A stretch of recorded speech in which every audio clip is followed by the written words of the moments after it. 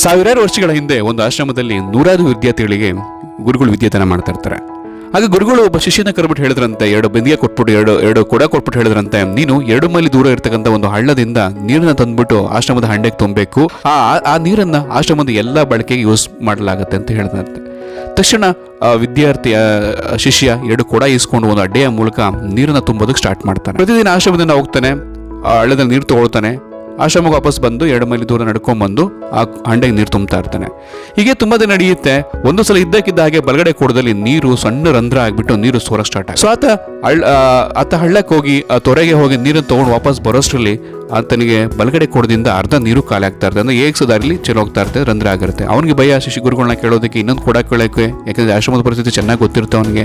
ಹಾಗೆ ಗುರುಗಳನ್ನ ಮತ್ತೆ ಇನ್ನೊಂದು ಕೊಡ ಕೇಳಕ್ಕೆ ಹೋಗೋದಿಲ್ಲ. ಅದೇ ಕೊಡದಲ್ಲಿ ಎಷ್ಟು ದಿನ ಅಷ್ಟು ನೀರನ್ನು ತಂದು ತುಂಬ್ತಾ ಇರ್ತಾನೆ ಹಂಡೆಗೆ. ದಿನಕ್ಕೆ ಬಲಗಡೆ ಕೊಡದಲ್ಲಿ ಜಾಸ್ತಿ ರಂಧ್ರ ಆಗಿ ಸ್ಟಾರ್ಟ್ ಆಗುತ್ತೆ, ನೀರು ಜಾಸ್ತಿ ಖಾಲಿ ಆಗ್ತಾ ಇರುತ್ತೆ.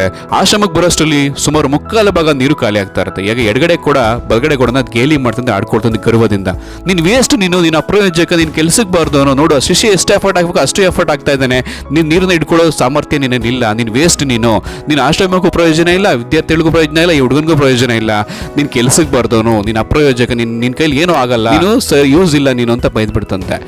ನೀರು ತಗೊಂಡು ವಾಪಸ್ ಬರ್ಬೇಕಾದ್ರೆ ಬಲಗಡೆ ಕೂಡ ಶಿಷ್ಯನ್ ಕೇಳ್ತಂತೆ, ನೋಡು ನನ್ನ ಕೈಲಿ ಆಗಲ್ಲ, ನನ್ನ ನೀರನ್ನ ಹಿಡಿದುಕೊಳ್ಳೋ ಸಾಮರ್ಥ್ಯ ಇಲ್ಲ, ನನ್ನನ್ನು ಬಿಸಾಕ್ಬಿಟ್ಟು ಬೇರೆ ಯಾವ್ದಾದ್ರು ಕೂಡ ತಗೋ, ನೀನು ಸುಮ್ಮನೆ ಟೈಮ್ ವೇಸ್ಟ್ ಮಾಡ್ತಿದ್ಯಾ ಅಂತ ಹೇಳಿ ಬಲಗಡೆ ಕೂಡ ಶಿಷ್ಯನ್ ಹೇಳ್ತಂತೆ. ಶಿಷ್ಯ ಅವಾಗ ಹೇಳ್ದಂತೆ, ಆಶ್ರಮಕ್ಕೆ ಹೋಗ್ಬಿಟ್ಟು ವಾಪಸ್ ಬರ್ಬೇಕಾದ್ರೆ, ನಾನು ಕೆಲಸ ಮಾಡಿ, ನಾನು ನಿನ್ನನ್ನು ಯಾವತ್ತೂ ಕೂಡ ಯಾವ ಕಡೆ ಇಟ್ಕೊಳ್ತೀನಿ ಹೇಳು, ಬಲಗಡೆ ಇಟ್ಕೊಳ್ತೀಯ, ಸರಿ ಬಲಗಡೆ ಇಟ್ಕೊಳ್ತೀನಿ ಅಲ್ವಾ, ನೀನು ಎಡಗಡೆ ನೋಡ್ಕೊಂಬ ಈಗ ಅಂತ ಹೇಳಿ ಹಳ್ಳಕ್ಕೆ ವಾಪಸ್ಸು ನೀರು ತರೋಕೆ ವಾಪಸ್ ಹೋದಂತೆ. ಆಗ ಬಲಗಡೆ ಕೂಡ ಎಡಗಡೆ ನೋಡ್ಕೊಂಡ್ ಬಂದಂತೆ. ಎಡಗಡೆ ಹುಲ್ಲೆಲ್ಲ ಒಣಗೋಗಿರುತ್ತೆ, ಎಲ್ಲ ತರಗಲ್ ತರ ಡ್ರೈ ಆಗ್ಬಿಟ್ಟಿರ್ತದೆ.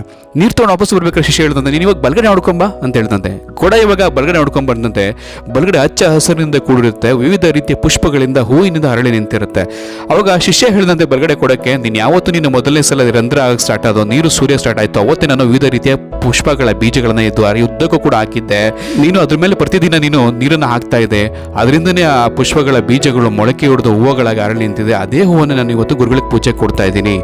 ಯಾರು ಕೂಡ ಪ್ರಪಂಚದಲ್ಲಿ ಯಾರು ಕೂಡ ವೇಸ್ಟ್ ಅಲ್ಲ, ಯಾರು ಪ್ರಯೋಜನಕ್ಕೆ ಬಾರ್ದವರಲ್ಲ, ಅವರವರ ಕ್ರಮಕ್ಕೆ ತಕ್ಕಂತೆ ಫಲಗಳನ್ನು ಮೋಸ್ತಾ ಇರ್ತಾರೆ. ನಿಂತೋಗಿರೋ ಗಡಿಯಾರ ಕೂಡ ದಿನದಲ್ಲಿ 2 ಸಲ ಸರಿಯಾದ ಸಮಯ ತೋರಿಸುತ್ತೆ.